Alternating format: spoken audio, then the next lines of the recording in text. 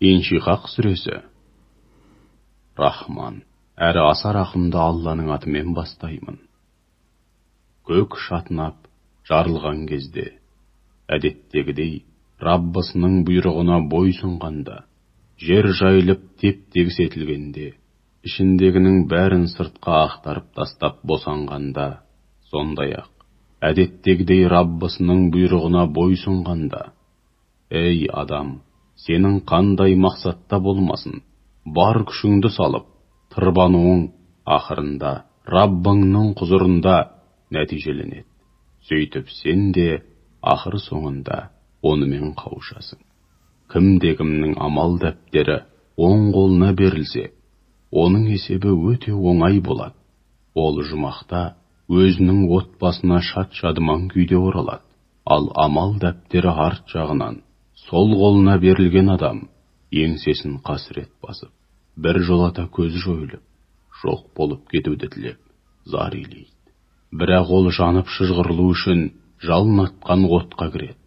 Расында ол дүниеде отбасының ішінде шат-шадыман әрі ерке тотай еді. Өмірінің есебін беру үшін Раббыма қайтамын деп ойламайтын. Жоқ, ақиқат мүлдем басқа. Раббысы оны әркез көріп бақылап тұрды.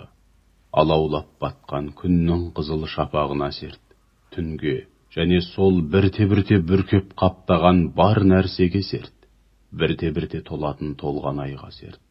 Сөзсіз сендер араларында тығыз байланыс болған күйден күйге көшесіңдер. Ендеше оларға не көрінген, неліктен иман етпейді? Өздеріне Құран оқылғанда неге сәждеге жығылып оған бойсұнбайды? Керісінше ол кәпірлер Құранға және ондағы ақиқаттарға сенбейді. Алла олардың көкірегінде, жүрегінде не жатқанын әлбетте жақсы біледі.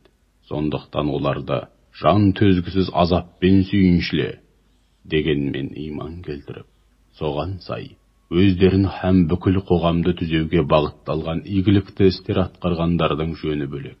Олар үшін әсте түгесілмейтін, қисапсыз сый сияпат бар.